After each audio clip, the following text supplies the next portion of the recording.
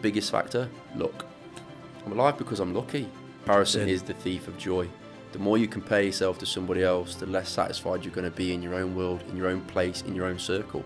And he said to me, James, it's just another fight. And it just made me feel loved, made me feel less isolated, and it was a reminder of what I had to look forward to.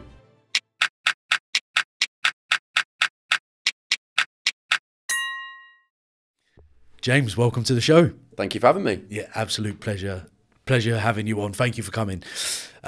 So James, elite athlete, entrepreneur, and life-changing adversity, let's say. You know, where did it begin for you? In terms of how I ended up here? Yeah, today. Why not? I think, to be honest with you, I wouldn't be sat in this chair if it weren't for overcoming some form of adversity and trauma. I think, you know, my cancer diagnosis at the age of 21 and how I've gone about my life since then and what I've gone on to achieve, and how I suppose I like to think I've inspired others in one way, shape or form is what's led me to be sat here with you, mate. So what was, before the actual leukemia, what kind of happened for you? What were you up to in your life? Sure. So I was at university, actually. I was studying at Nottingham Trent University, doing broadcast journalism. I wanted a job in TV before someone said I had a face for radio. I've been a karate athlete since about the age of 16, 17. Started karate when I was 8, 9 years old, and obviously since transitioned into other martial arts as well. But I was on England in Team GB from the age of 18, 19 years old. So yeah, Incredible. That's sort of where my life was at that particular time. Right, and what kind of led up to you finding out that you had leukemia? I was absolutely shattered, mate. I remember I had a flu virus, and bear in mind at the time, I'd just been competing somewhere abroad, and afterwards I came back and I was ill with the flu, and I'd had a week of just, you know, regular flu bug or whatever, and I took a couple of days off, and so I've been 10 days out of the gym. I remember going to the gym, and I couldn't get up a flight of stairs without being out of breath. And obviously, for considering what I was doing, that was just unheard of, I suppose. So I quickly just went for a blood test, and obviously, yeah, the rest is history. Right. And so you was quite weak through all of this, and it was. How did you find your mindset with that when it was you being someone that was an athlete who had to always push themselves, and you had this kind of momentary part of just being tired all the time, and was it not something you tried to push past, or was it something you saw as a real critical issue? Being tired at that particular time? It was a problem because I knew that I didn't know what was wrong with me. I thought, to be honest with you, that I had like glandular fever or something. I didn't really understand I mean, look, let's face it, I was just tired. Had no other symptoms. I was very, very lucky. Most leukemia patients with the kind of leukemia I had something called acute myeloid leukemia. It's the most aggressive form of cancer there is. So from the time of manifestation to death, it will kill you in about 6 weeks. And people have, basically what it does is it diminishes your red blood cell content, so you've got no hemoglobin or very little hemoglobin in your blood, diminishes your white blood cell count, so obviously you have no immune system, which is the biggest problem, and your platelets deplete massively, which means that if you bang your head or get a cut, it doesn't stop bleeding. So a lot of people have severe nosebleeds that don't stop, or some people just, obviously because they have no immune system, you do that and all of a sudden you've picked up some random bacteria that you or I would fight off normally at any normal time, and all of a sudden you end up in hospital, and before you know it, you're no longer with us. So for me, I had none of those other symptoms. I wasn't ill. I just got over an illness, actually. No sort of random bleeding or anything. I was just absolutely shattered. But obviously, as an athlete and somebody that was competing at the highest level, I wanted to make sure that there was nothing untoward, because I just wanted to get back in the gym and get fit, So I went back for a blood test, and it was just went to the doctor, for a blood test, and it was a question of, I want a blood test just because I want to rule anything out. And within about 8 hours, I was in hospital. Yeah, were you? What was it? Can you remember what it was like finding out the news? Yeah, absolutely. I mean, being told you've got cancer is never easy for anybody, and anybody who's had that diagnosis, or the majority of people I've met, will tell you never forget the day. You never forget the day, you never forget the time. I can tell you it was the 20th of May 2010.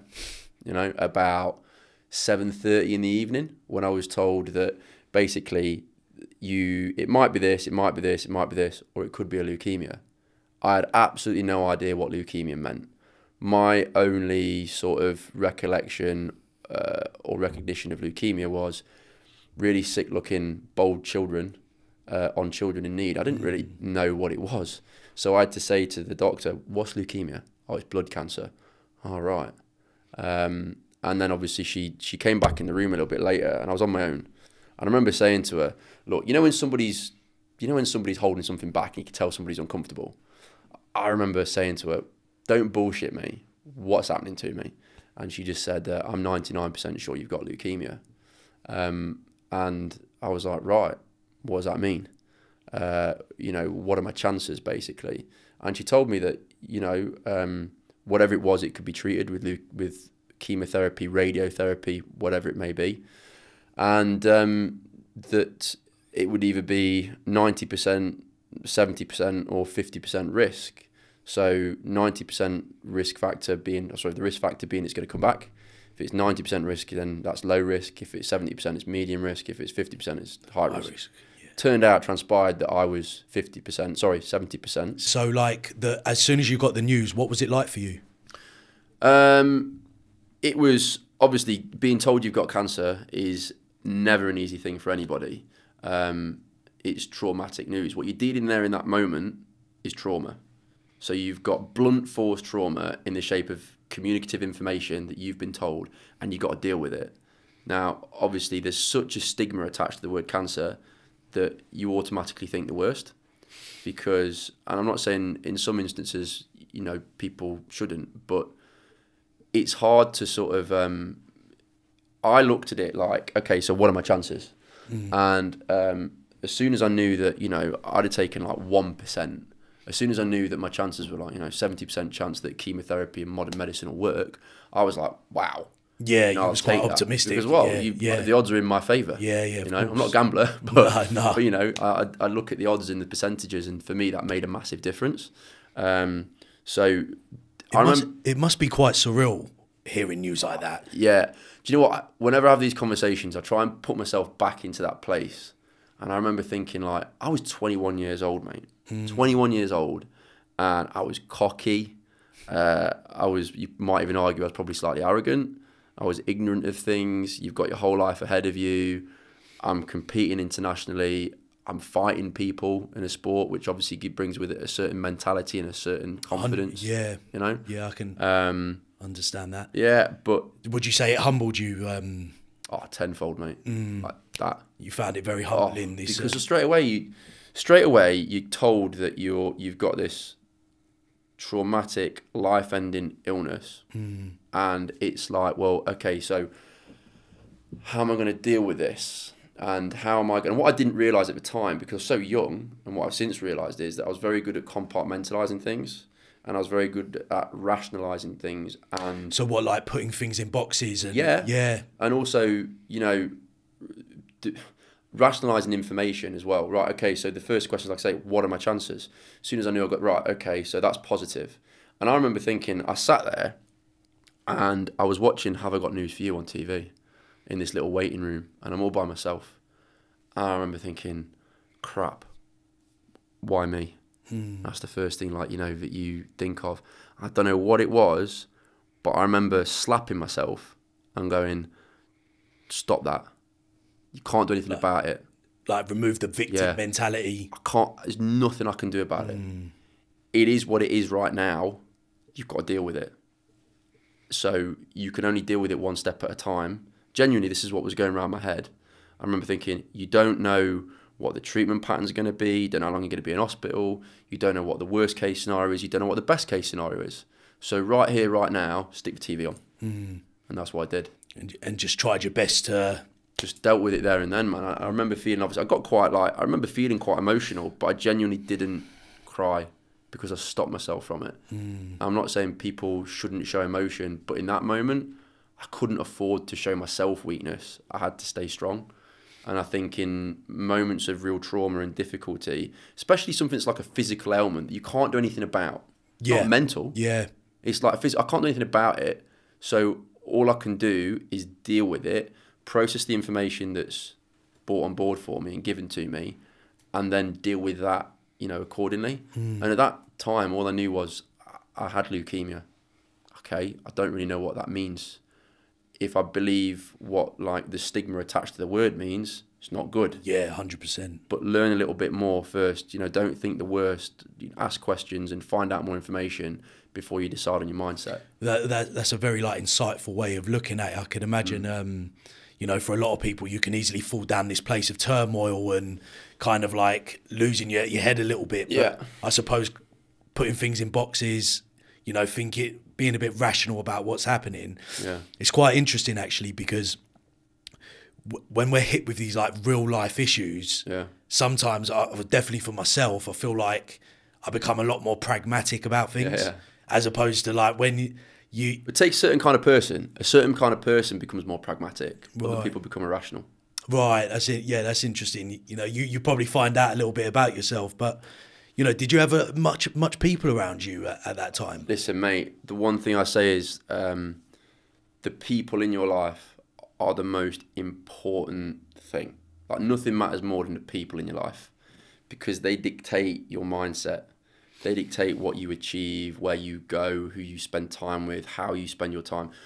The most valuable commodity we have is time, and the people around you help dictate how you spend it. Yeah. And for me, when I was in hospital, do you know what I can honestly say, and I mean this in a very real way, I was in hospital for 286 days.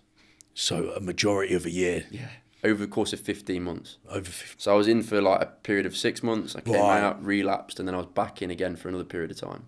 When you say relapse, so were you given the all clear and then? Yeah, and then it came back. So for 286 days, I can honestly say I didn't have one really, really bad day. And when I say I had bad days, but when I say a day where I hit rock bottom, I didn't want to be alive, felt suicidal, thought what's the point? None of that. And that was because I didn't have a day crying, feeling sorry for myself. Not one.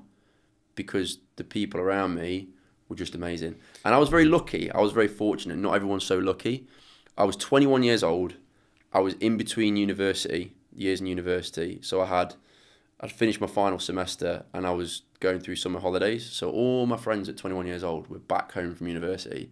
So I made sure I knew they were an asset, Did you see it as an accountability sort of thing? You could hold each other in this kind of... Not really. I think I just sort of, at the time, mate, one thing that you learn as an athlete is the most important thing to your performance is your support network. Right. The right coach, the right nutritionist, physiotherapist, family, whatever it is, yeah. And that sounds like life in general. Yeah, it is. It's exactly that. It's transferable philosophy, if you like.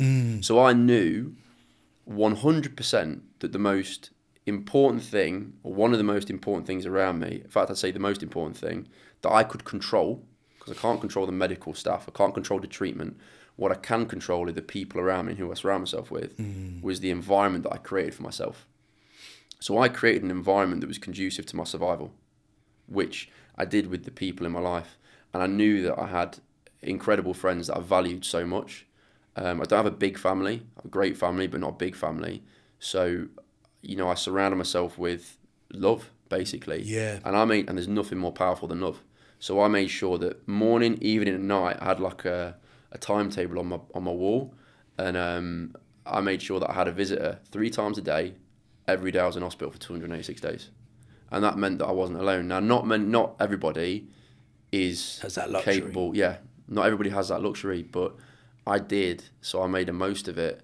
And one thing I did do as well was the thing that when you're in isolation, what does a prisoner do if they're stuck in a cell for months, years on end? But what do? How do they make themselves feel at home? Pictures. Yeah? Put photos up of people they love and people they care about. And that's what you did at the hospital? You're a prisoner, man. I was in a room that's pretty much exactly the same size as this room we're in now, right, this studio. And I plastered the wall with A4 photographs of me and my close friends. It was never a selfie, it was just me and my friends. Because it was reminding myself that I wasn't alone. And no matter where I looked, whether I rolled over in bed this side, or whether I rolled over in bed that side, or I looked straight in front of me, there were just people, literally, mate, you couldn't see paint. There was just literally my friends just everywhere. And it just made me feel loved made me feel less isolated, and it was a reminder of what I had to look forward to, because I had all these memories. Like a photograph is a memory, right? Yeah. Never underestimate the power of a moment captured between you and somebody else. You have no idea how powerful that is. That's why now, like, a lot of my friends get, say, annoyed, but I take a lot of photographs when I'm out. I could be anywhere. I could be out for a walk. I could be on a night out, or I could be in the gym. You're that and guy. I'm like, hey, bro, do you know let's what I mean? take a photo. Because if I'm enjoying the moment, You want I to want to capture it. Yeah, because we can forget quite. I don't know if somebody I know. Listen, if I get the news you've got one more day to live and tomorrow you're going to die, I want to make sure I've got memories to look back on, and I can go, oh, do you know what? That was a great moment. I've had a good life, and I've got good people in it, and I can smile. So, and I think that's what that is, because in that moment, in that time of trauma for me and strife, the people, I looked at photographs, and the people that were in my life literally got me through it. Like, memories got me through it, and memories are so powerful, man, because they give you something else to look forward to as well. And do you think, knowing that you was in martial arts before, would you reckon that fighter mentality was something that you adopted through the cancer stage, where you're like, I'm going to fight through this, and like that strong willfulness to... 1,000%, mate. You know, I'm a fighter through and through. So, again, like, I always say this, you cannot underestimate the power that your words can have on somebody else. The first person to come and see me in hospital when I was diagnosed with leukemia was my coach, outside of my immediate family. And he said to me, James, it's just another fight. And literally, I get shivers down the back of my neck every time I say it. As soon as you Because heard I remember, them words. like, yeah, and every single day, I wrote it on the wall, just another fight, 3 words. So I was telling myself every day that basically it's like, how many fights have you got? I don't know, hundreds. And as a fighter, in tournament fighting, you face up to different people all the time. You know, you're staring people down, and there's nothing more intimidating than going into a ring or on a mat or in a cage or whatever with somebody that's trying to punch and kick your head off. So cancer ain't beating me. Yeah, you're not. And every single day was like, this is just another fight I need to get through. Every day's a fight. Every round of treatment's a fight. Every bit of bad news, every repercussion, every side effect, every knock-on illness, whatever it may be, everything is just another fight. And it was just a question of getting through the rounds mentally to be able to come out the other side of it. But the only difference now was, like, you always know going into fight, you tell yourself there's only one winner, but, you know, somebody else can best you. But there was no way this was going to beat me. Yeah, because to be honest with you, that's exactly how I've looked at life, and that's why I love boxing so much. Yeah. Because it reminds me of life. That life is a fight. That you got to fight for what you believe in. You got to fight for love, for friendship, for everything in life. So, you know, I can imagine how you transferred them skills in sport into your real life actually benefited you. Yeah. So that means you was out of action for the sports for quite a considerable amount. I was out, like I say. So I went into hospital on the 10th of May 2010, and I underwent 5 courses of chemotherapy, during which I was in hospital for 5 weeks at a time, because it completely destroys your immune system, so you can't leave. And then you get a week out to sort of recover. Literally what they do is they go, well, let's let your blood cell count come back up before we can back it again. Literally kicking you while you're down. Do you know what I mean? And they do that 5 times, or did that with me 5 times. So I was in remission, and I came out. I was out of hospital for 6 months, and then I went back in, and I was in hospital again for another sort of 5 months, and had a stem cell transplant, obviously. So yeah, I was out of, and then as a result of, or following on from that, I was told I'd never be able to fight again. So I was told from the September or October that I came out of hospital in 2011, it was basically 2 summers that I was treated for, or during, that I would never fight again. It wouldn't happen because I'd lost 10% of my lung capacity. And how did you take to that when you heard that? Fuck you. I'll prove you wrong. And I did. So I didn't take no for an answer. I've never been good at taking no for an answer. It's sometimes a negative character trait of mine. But, you know, I think sometimes the problem for some people is they take no too literally, and they don't push on something as well. And I think, you're better off pushing really hard on something before you really take it as a no, before you just give up at the first hurdle. I think that I remember them saying to me. So I remember the doctor saying, James, you've lost 10% of your lung capacity. You're never going to be able to compete at that level again. But like, you won't notice it, walking around, going through, you won't be able to, do what you used to do by a million miles or whatever. And you probably won't be able to, run 10Ks or whatever. Not that I'd want to. And I went, I cough. I said, what's the damage? He was like, well, because I had the maximum capable treatment they could give you, because I had something called total body irradiation. Right. And total body irradiation essentially is the most powerful cancer treatment they can give you, because it's radiotherapy everywhere. And the idea is that essentially what it has to do is hollow out your bones. So they know that through chemotherapy, even though I enter remission, it's going to come back. Right. So the next step is, before a stem cell transplant, you need new stem cells. So my sister was a matched donor. Great. But in order to facilitate that, I had to destroy my own stem cells in my bone marrow. So all my bone marrow had to be hollowed out, so that left to my own devices, I would never produce another blood cell again. So I'd need somebody else's stem cells in order to generate new blood. And is that what the therapy done? It basically gets rid of all the marrow? Absolutely. Really? Follows it out. So what they do is they give the donor, we gave my sister a growth hormone, so it spikes production of stem cells. And stem cells, if you don't know, literally turn into everything. And then they put all her blood, take her blood out, put it through a machine, detaches all the stem cells and puts her black blood that she needs back in her, basically. Right. And then to the patient, then you basically, they completely hollow out your bone marrow, so that you're never going to produce another stem cell again, because otherwise you could produce a cancer cell again. Right. They don't want that. And then obviously they infiltrate your bone marrow with new stem cells, just via a transfusion. That's it.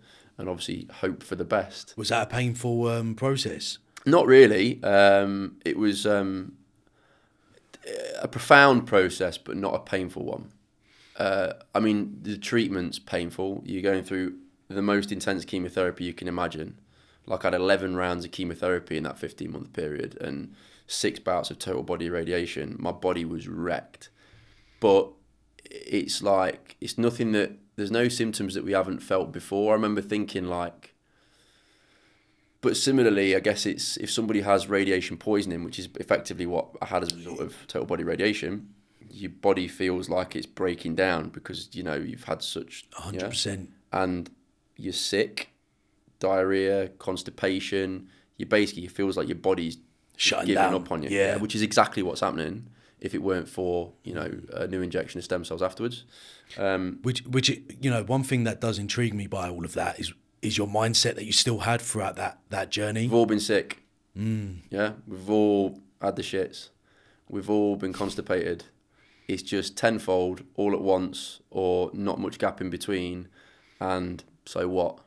So I remember thinking there's light at the end of the tunnel, because I'm one of the lucky ones. Because I'm one of the people that's got a donor, and I was in the best possible case because my sister was a perfect match. What's the kind of like odds? 1 in 4. 1 in 4 people. So for two brothers and sisters, or a brother and sister to be expected to be the same, there'd have to be 8 of you. Mad, right? That's 1 in 4 crazy. chance that a sibling is going to be a perfect match. And is it generally just a sibling that can... No, anybody can. So you can join stem cell donor registers, which I recommend anybody to do, and donate your blood, your stem cells. It's not a complicated process, and you save a life, which in this country we don't do. The majority of stem cell donors tend to come from Germany, which is something I wish more people did over here, but for whatever reason they don't. But the chances are slim. So I always remember thinking, I'm not somebody that believes in fate. I don't believe in fate. And it pisses me off when people say to me, oh, you were given a second chance, which I feel like I was, but not because of fate.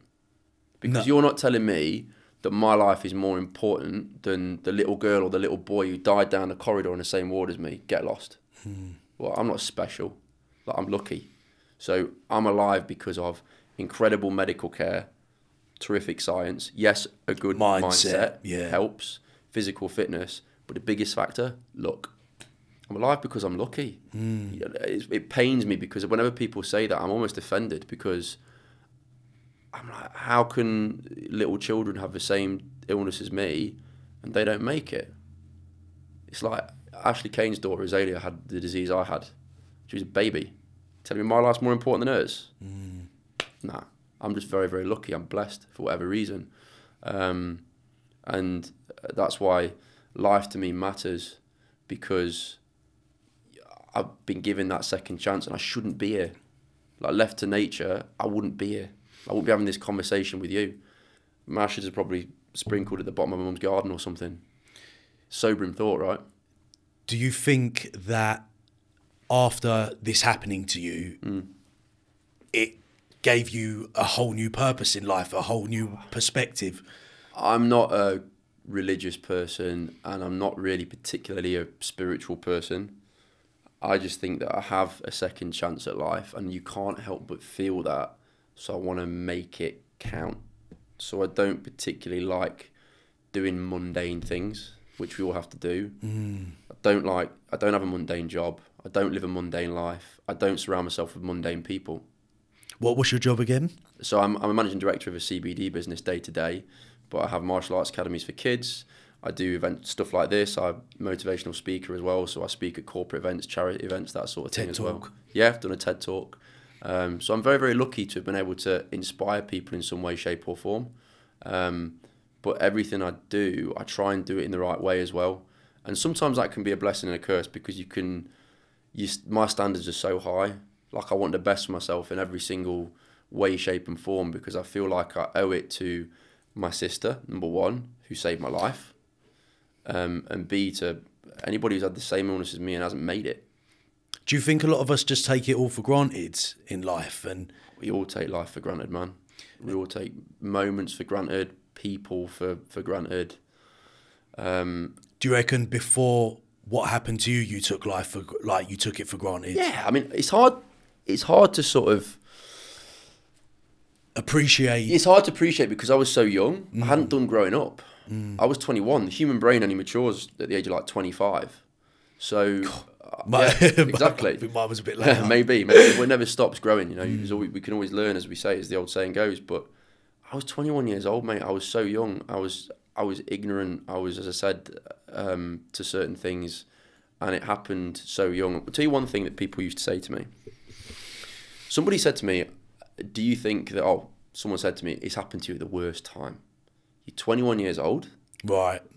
Probably feels like there's no best time for something like this to happen, is there? But like, 21 years old, you've got a whole life ahead of you. You should be enjoying life. I went, no.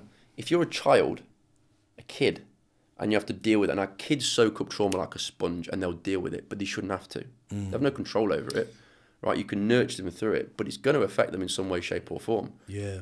If you're an adult, my age or above, and you've got children, grandchildren, a career, you've got responsibilities. You've got no responsibilities at 21 years old. It's the one time in your life where you're starting to get responsibilities. But apart from your education and performance at 21 years old, if you're in university, you ain't got no responsibilities, mate, trust me. Yeah.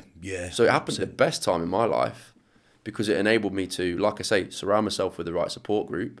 And I was young enough and able enough to get back to competitive sport, which is what I wanted to do. And because the reason why I was asking the previous question was, we take it all for granted, and it almost feels like this was an opportunity to have a rebirth. Like it's a moment to be reborn, and it's just a little bit of a shame because some of us might not actually. I'm not saying we should all go through cancer, by the way. I wouldn't recommend it. No. But adversity is almost an opportunity to really grow. It's the only opportunity to grow, my friend. Yeah. I'm not sure if everyone gets the blessing from it. It's because people haven't experienced enough pain or trauma at a certain point in their life. Something I saw recently, Joe Rogan saying that every high achiever that he's ever met has been through hell in their life at some point or another, for the most part. And that's true. You have to overcome some obstacles to appreciate the worth of things. And without trauma and overcoming it, listen, trauma comes in all sorts of different shapes and sizes. And one of the things that I like to do is break down the whole stigma that's attached to cancer because it's a trauma, but it's no different in my mind to mental health illness. Agree, like so losing a loved one, like an accident, you know, car crash, losing a limb, serious illness of another kind, autoimmune disease, diabetes, such, you know, Crohn's disease.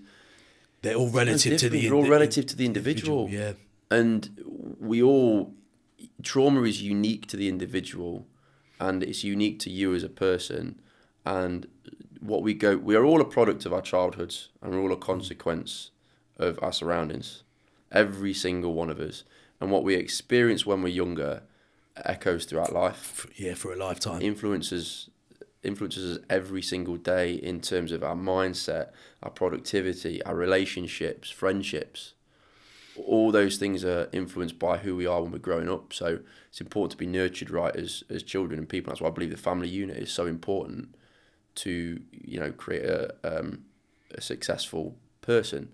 But the majority of people who end up achieving great success tend to have come from like traumatic backgrounds as kids. Well, I kind of perceive that as you're already in a certain level of pain already. Yeah. So why not go through pain of something that's actually going to be, that's going to empower you or make you better or stronger or wiser, you know, because I think life can be very challenging, you know, through any sort of adversity. Yeah. But I think some of us actually go towards our problems and rush towards it. Sometimes we want to hide away from our problems. Yeah. Either way, you're kind of already in a version of pain. You're either dealing with that uncomfortable loneliness, or you're dealing with your head-on problems. They're both challenges. Yeah. Neither of them are easy. But I suppose, you know, when you grab the ball by the horns like what you did, you're pushing forward. You're kind of transcending. You're growing beyond. Yeah. Rather than becoming a victim mindset. It's achiever's mindset. So far too many people don't get uncomfortable. Far too many people they're not comfortable with being uncomfortable. And the one thing that sport teaches you is you have to go through extreme discomfort in order to be successful. Yeah. You have to push yourself so hard in the gym that you're throwing up, that your lungs are bleeding, that you break bones, whatever it may be, in order to be the best and beat the best. So that echoes through life. Sometimes that's a challenge because not everybody gets that. But far too many people are way too comfortable where they are, that when something does hit them, they don't know how to deal with it.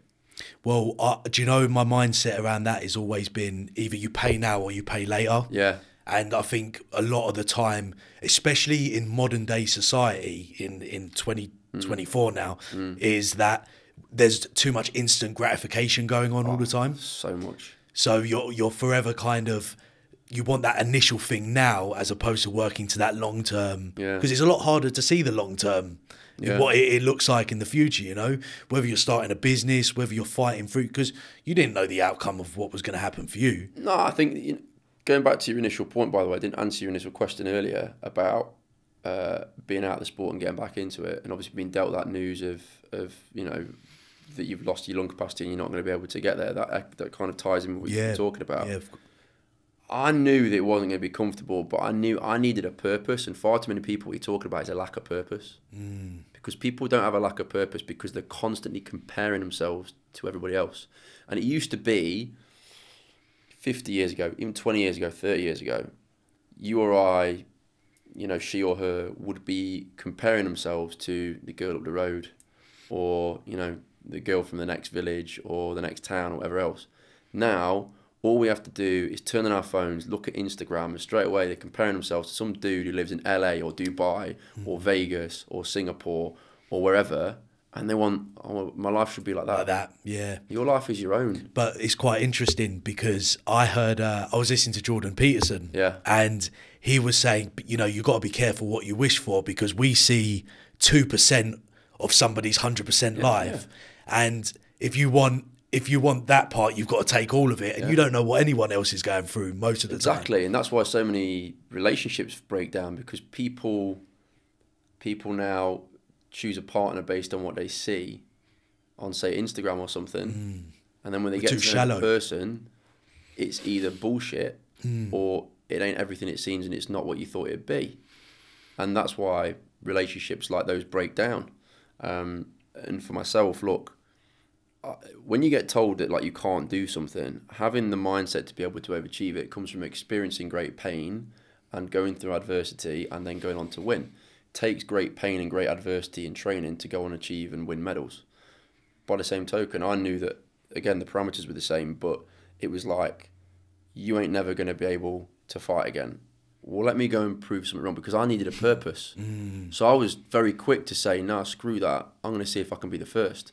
And I was the first person that they'd seen that basically regained their lung capacity, because I went back 9 months later and my lung capacity was better than it was before I was ever treated. Wow, that's incredible. And then I ended up going to compete in Las Vegas. I think it was 18 months precisely since I came out of hospital and came back with a bronze medal. So Well done, mate. that Well was done. me going, you know, look what can be achieved. But it gave me such a sense of purpose to go and do that. And I was uncomfortable. And trust me, getting to that level, regaining that fitness, given what I've been through, oh, it was hard, mate. So hard. Like every single day for about 6 months was a battle, physically and like mentally. But I got through it and I pushed through it. And Well, there's no better motivation than somebody telling you you can't do something in life. for some of us, For some of us, yes, I some suppose. people, they Who take wants it on board. whoever? Yeah, I know. And it's sad to see, because there's so many people who are talented and brilliant, but you tell them they can't do something and it beats them down, they don't even try. And Yeah, some people are already telling themselves they can't. Yeah. You know, and do you know what? That's the one thing I generally believe in. I think anybody can achieve anything as long as they put their mind to it. But you've got to have that. Well, this is the mindset. thing. So one of the things I always say is there's a difference between confidence and courage. And how many people, you think that they can't do something, they think they can't do something, they tell themselves they can't do something because they're not confident in achieving it. But if you just try, if you have a little bit of courage, just an ounce, you never know what's going to happen. And every single one of us, at some stage in our lives, you, me, anybody watching, will have at some stage achieved something and they've been told, oh, you're so confident doing that. But deep down, they've been absolutely bricking themselves, terrified. 100%. And they've had so much self-doubt. That's not confidence. You're not riddled with confidence if you've got loads of self-doubt. You're courageous. So if you ever doubt yourself achieving something and getting somewhere, think to yourself back to a time where you've done something against the odds, when other people or yourself have told you that you can't do it, but you've done it anyway. You're courageous. So you have to source the courage from within to be able to do it. That every single one of us at some point or another has found courage from somewhere to go and achieve something. Courage is within every single one of us. And if we just tell ourselves, all I need to do here is just try and just be a little bit courageous, and literally it starts taking the first step, you never know where you're going to end up. How do you think someone can tell the difference between courage and confidence? Confidence is the complete assurance in one's ability to perform a task well. Courage is facing an obstacle when you're not entirely confident you're going to be able to complete it and overcome it. It's as simple as that. So confidence comes in, we either have confidence or we don't. In my opinion, we don't have any confidence, or we have, shed loads of it. Courage can come in different shapes and sizes, so it takes a lot of courage for one thing to fight, because there is nothing more painful, let me tell you, than getting beat up by another person. So another bloke beats the crap out of you, hurts your pride, and it takes courage because you're putting yourself physically in danger, and it's a very primeval thing to face up to. That's one form of courage. But listen, as I'm sure everybody watching has either experienced, we all have mental health issues, every single one of us, but anybody who's been close to somebody who suffers with a mental health, courage can take getting out of bed in the morning for some people. It takes courage to face up to the obstacles that you face in your life mentally, acknowledge them and do something about them.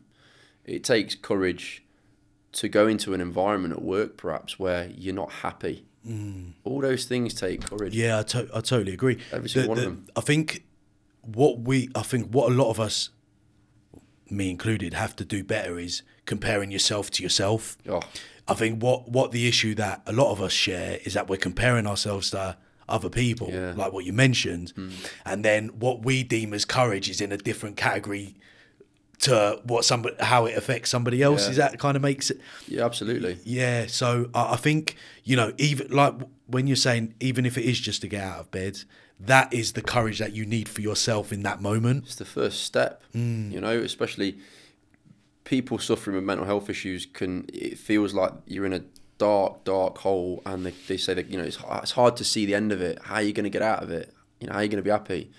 But it takes courage to acknowledge first and foremost that something's wrong, to acknowledge that you can actually get out of that hole and you can get better, and then to make the necessary steps to go and do that, because it's a scary place to be. And it is very easy. And I think the reason we have so many mental health problems in society today is largely due to comparison. Comparison is the thief of joy. It's a great phrase, right? Yeah, 100%. Comparison is the thief of joy. The more you compare yourself to somebody else, the less satisfied you're going to be in your own world, in your own place, in your own circle, because you're constantly going to be thinking, oh, well, it could be like this or it should be like that, and what do they think? But really, being true to yourself means being happy in your own circle and not caring what other people are doing or thinking or saying. Sometimes that can be a worthwhile motivation, but on the whole, it's hard to escape. How can you escape comparison now?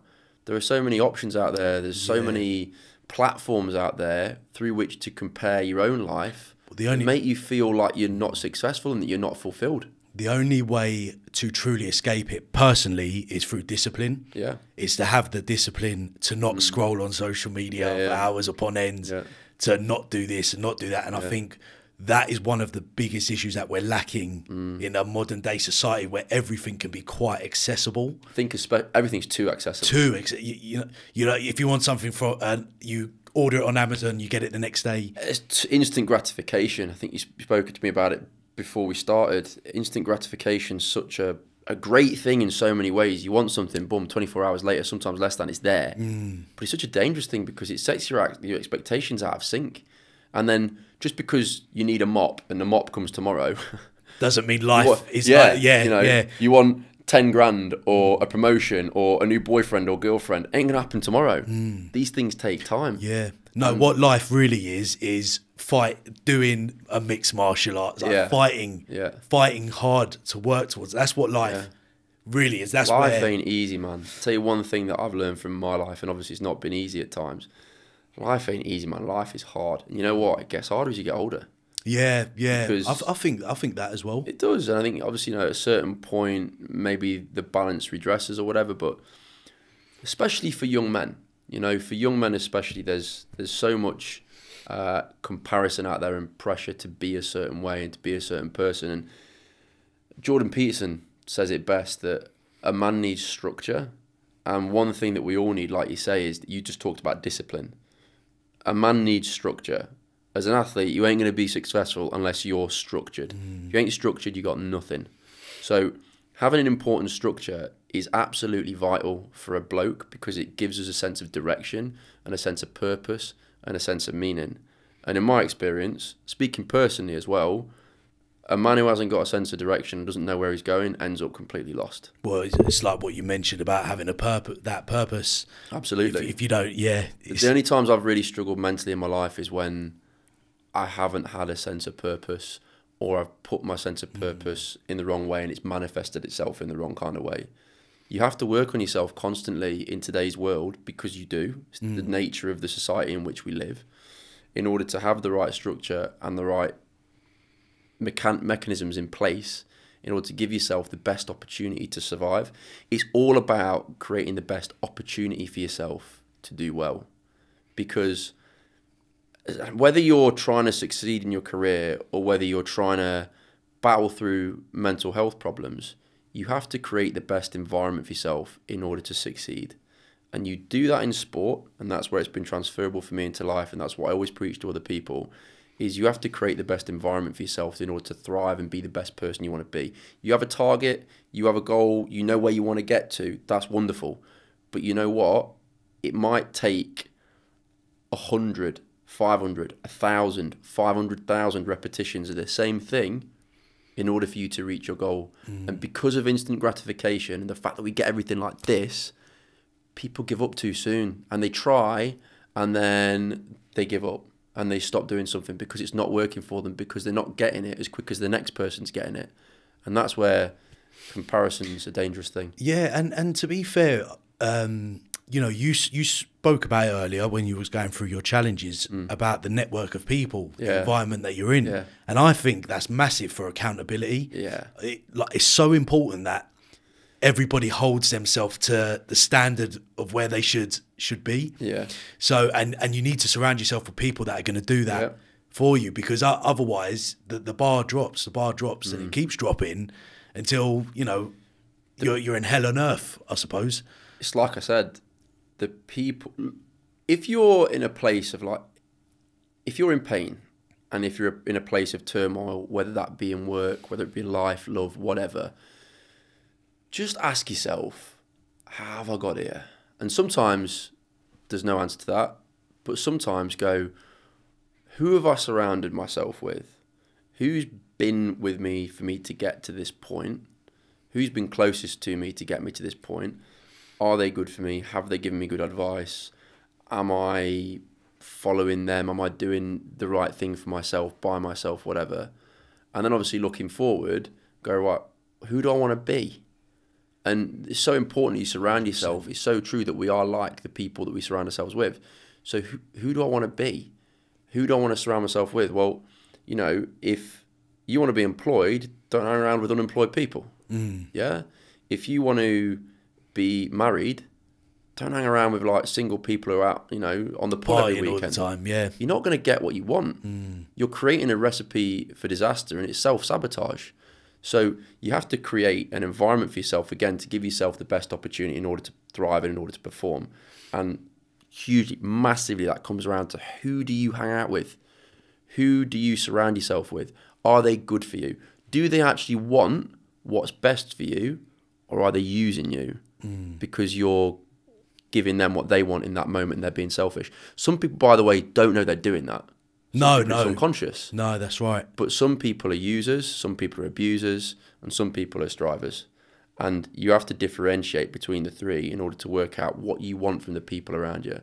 So I pride myself on having amazing people in my life to get me to where I want to be. But they come from all different walks of life.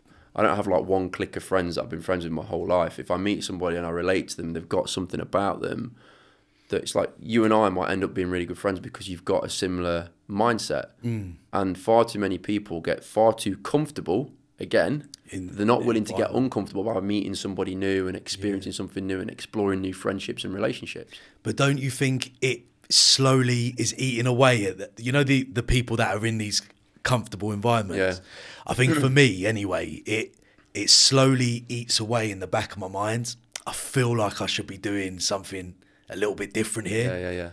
I think it's sometimes important to know when the next part of your chapter, when it's time to go to your next part of your chapter. One chapter closes, another one opens. Yeah, because I think what happened to me was feeling stagnant.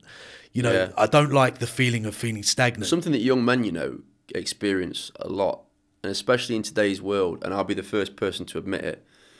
When you leave a sport and you retire from a sport, it doesn't matter whether you do what I did or whether you're a footballer earning millions of pounds a month.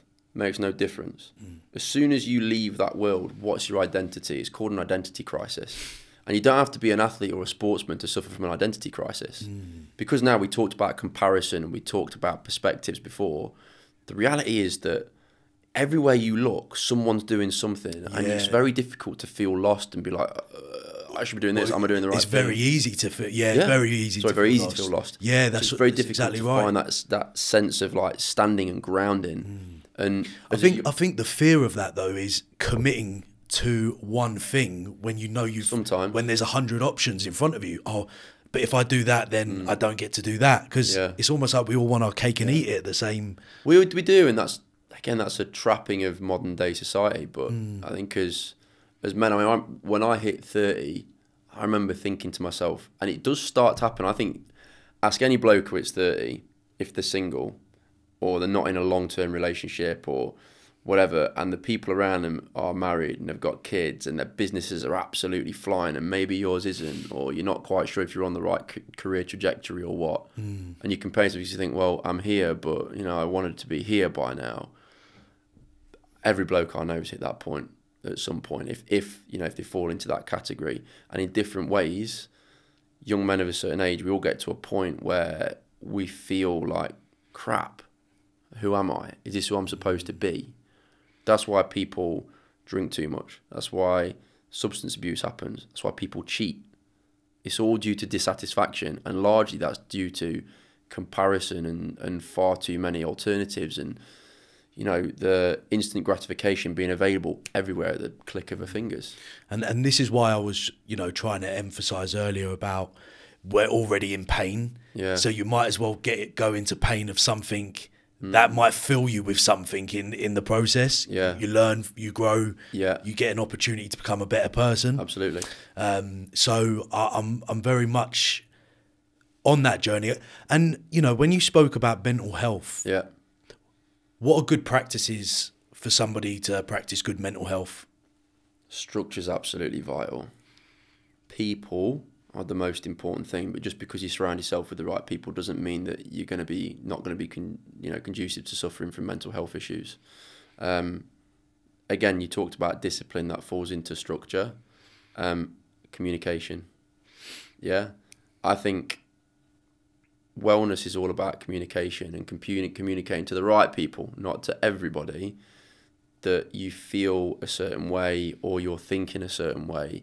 It doesn't have to get to the point where you're at the bottom of the pit before you speak to somebody and tell them that's where you are. You can be feeling a little bit low and you're halfway down the pit before you start to say to somebody, I'm not feeling great. Or, mate, can I talk to you? Something's not quite right. I'm not happy with this. And at that point, that's when you can perhaps put a stop to the downward spiral. I think far too many people spiral to rock bottom. And then, they blow up, didn't they? Because they haven't spoken. Yeah. They haven't talked to anybody. Yeah. And I think that if you talk early, then you can address certain things. If you've got the right people around you, that is, you can address certain things in your life that can set your life on a different trajectory. So perhaps you never get to that point. Some people are more prone to certain things than others. There's no doubt about that.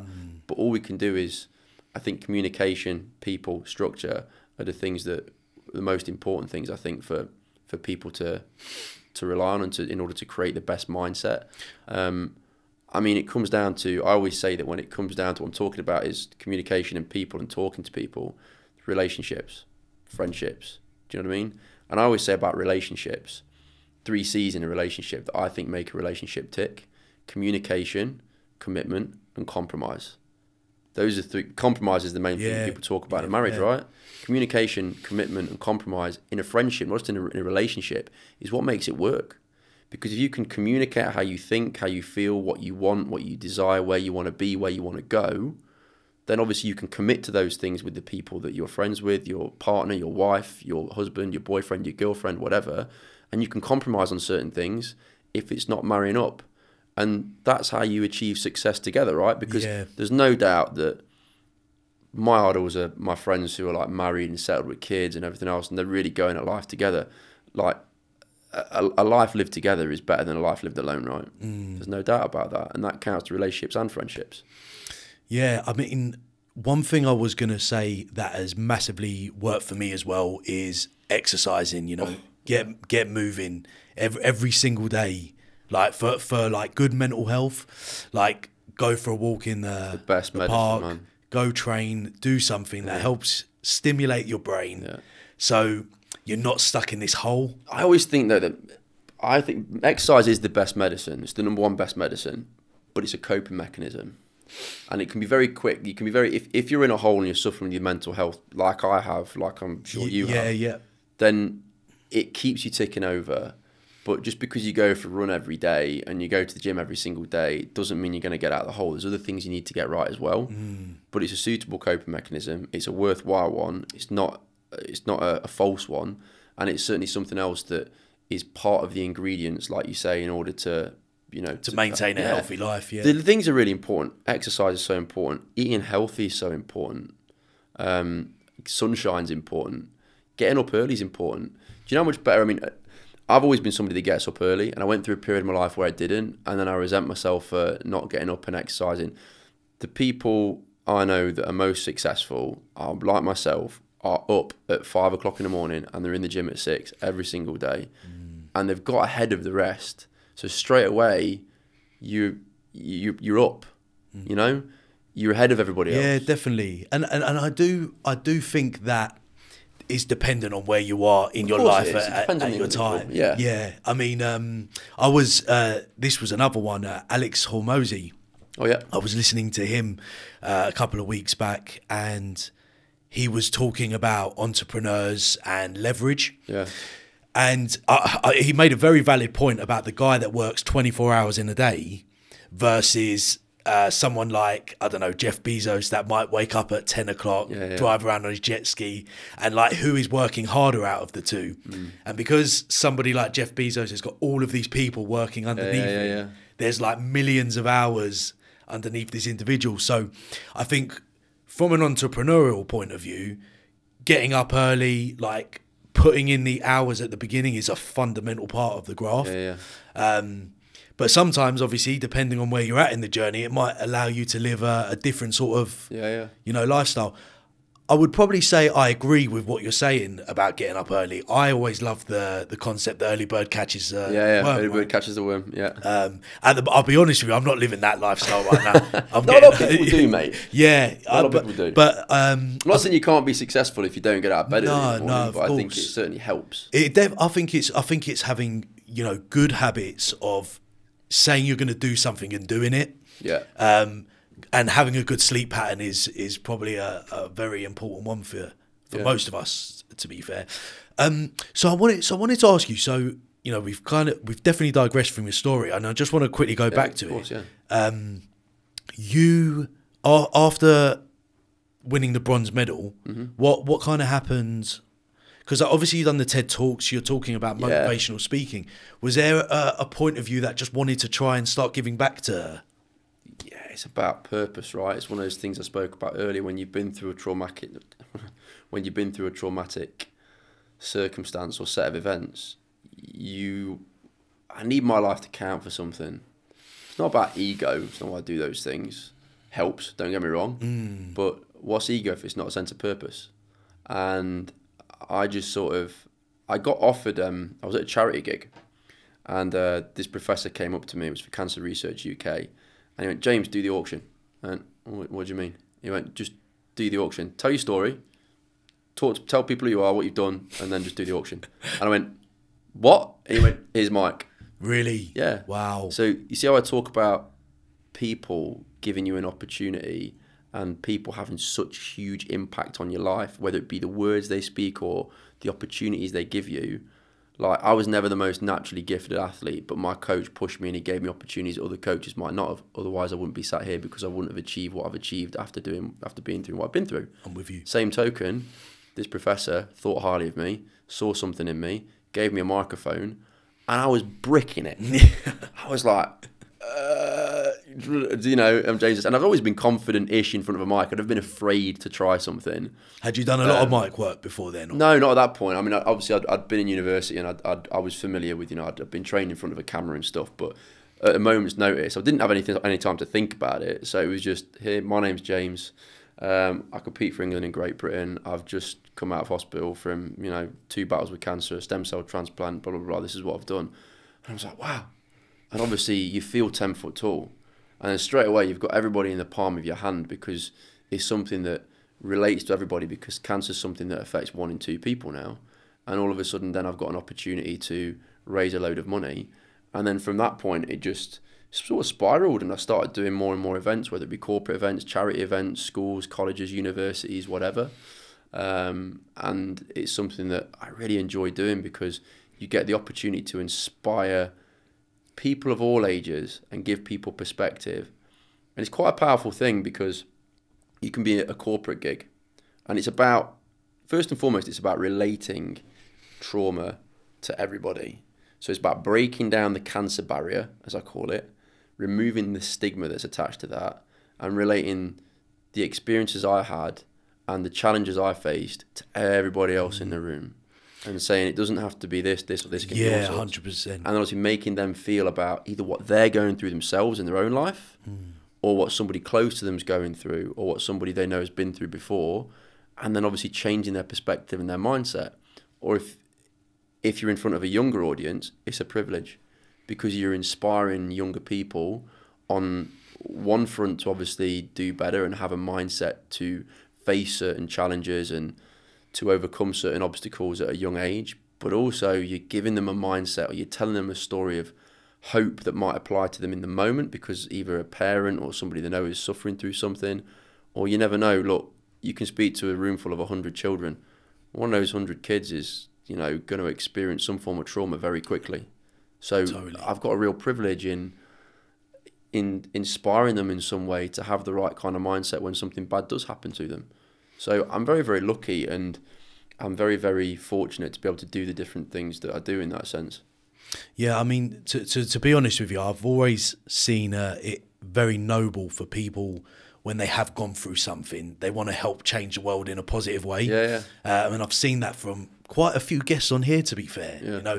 Either through something that's happened to them in life that they could never control, or they might have been self-sabotaging, but then afterwards, after the consequence of it all, they're like, you know what, I don't want to be that anymore. I don't want to influence people around me like that anymore. And that's I don't wish adversity upon anyone, but it's like, that's the kind of thing I do like about going through some sort of adversity.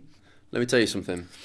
I have a saying, I think it's my own, is perception is everything, but perspective is more. And how you perceive a challenge, how you perceive an obstacle, how you perceive a trauma, how you perceive anything, a situation, a circumstance, is one thing. And it's everything, because in that moment you can only deal with what's right in front of you. But how you deal with it, how you approach it, how you go about it, what you do then afterwards is going to change your perspective, and you can look back on something.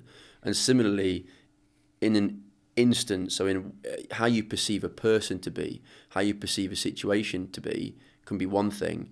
But that's why I never judge people. I never take people just at face value, because you don't know somebody's story. You don't know what they've been through. You don't know why they are the way they are. You have to learn to accept people for who they are, because they might have been through certain things and dealt with it certain ways. And only when you get to know the person, or you get to understand the situation and the circumstance, do you appreciate with perspective why things are the way they are. So perception and perspective are absolutely crucial. But when you're overcoming adversity, you're going through something difficult, just approach it true to yourself and ask yourself, what do I want to be remembered for in this instance? What do I want this to count for? What can I do with it? It can be the worst possible scenario that you can possibly think of. And if modern society's anything to go by, don't get much worse than cancer. But it can be anything. It can be something that's seemingly small. It can be something that's seemingly much bigger. The question is, what do you do with it? How are you going to approach it? How are you going to let it better you, not let it beat you, become a better person, and then hopefully have a positive impact on other people in all sorts of different walks of life afterwards? No, I like that. That's yeah, no, I appreciate that. To be fair, I'm a bit. There's nothing else to say after that. To be fair, cheers, mate. But yeah, no. But it's such a powerful thing, mate. It's such a powerful thing, because it's so important. Because look, I wouldn't wish, cancer on anybody, and it was the worst thing that ever happened to me in my entire life. But I wouldn't be sat here having a conversation with you if I hadn't used it as fuel to the fire of my life to then go on and achieve something. So it's very easy for me to say it, because I'm sitting here talking to you, but I wouldn't change my life for anything.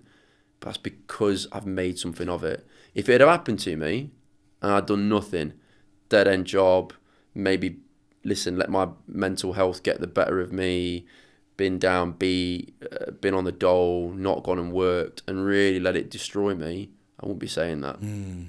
But my life's always been about achievement. And you know what? One of the biggest things that I took from my own adversity is making sure that I learned the lesson. Yeah. No regrets, just lessons, right? Yeah, 100%, 100%. Because it always boils down to the same thing. If you take a lesson out of something, it's never wasted. But if you don't take the lesson from the situation, it's almost like you got to wait for it to happen again before you can understand what to do next with it. And likewise, when you were suffering with your flipping the tables here, you were suffering with mental health issues and stuff like you spoke about, I'm assuming that's what you're alluding to. I have done. I talk about it quite openly as well. So if that's, am I right in thinking that surely the people around you at that particular time, like me, were they the most important thing? Is that what you're most grateful for, the people in your life, or did you have to cut people off because they were negative for you? Or I mean, to be honest with you, I tried to deal with too much on my own. And I think that's this communication thing that you spoke about. So important, man. Yeah, I would isolate myself because I thought that was it was a way of hiding away from it all. Yeah. And obviously that wasn't the way to deal with it. Yeah. To be fair, all you really do are prolonging the inevitable, essentially, because I don't know. You haven't really got a choice. I mean, you have got a choice, and it's a little bit of like an unspeakable thing, like get out of life. But we're here to live. Like we're not here to. You don't want to get busy dying before you've even lived on this. We only get one chance. It's sad though, isn't it? It takes a lot of the things I spoke about, but it takes a lot of courage to face up to those issues and stuff. Yeah, it does. The problem is now when people are, if you're in a mental hole like that, then it's so easy. There's so much escapism.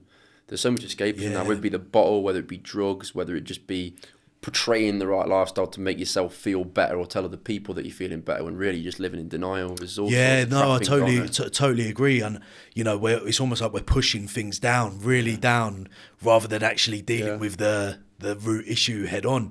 And still, it takes courage. This is the thing, it takes courage just to do the right things, like you talked about exercise, getting up early, sleeping right. It can take courage if you've got that disposition to do those things. And that's what people don't realize, right? 100%. So I mean, for me, I'm just constantly using every day as an opportunity to be that little bit better. Not than I don't want to be better than anybody else, by the way. I just want to be best version of you. Best version of me. That's all it boils down to. And humility, be humble in your approach, because we've all had to start somewhere. So for me, I like to stay grounded, focus on being a better person, but I don't see myself any different to any human being in this journey that we're all on to this together, to be honest with you. So I'm the same, I think like it's adversity does things to certain people, and like you say, for you and I, it can be a positive. And I think that we have to, for me, it's about threading through communication, courage, and like perspective, and those things are really important. But like with conversations like this help. You see the power of communication. Definitely, communication is so important. I always say to people, just like talk, because sometimes I talk too much. I've got the same, but I do it because I know the value of life. Like when I remember looking at that bag of stem cells, and I'm like staring down a barrel of a gun, and I'm thinking, this had better work, and if it doesn't, I'm dead. So I know that life is threadbare. It's so paper thin sometimes, and it could literally end at any moment. So I always say to people, just don't ever look back with regrets. And if if you've got an opportunity to go and do something, go do it. If you want to change a career, do it. If you love someone, tell them. Wear your heart on your sleeve in life, love, everything. Because you got one shot at it, and I know how short it is, and that's why sometimes it's so difficult for everybody to get that perspective.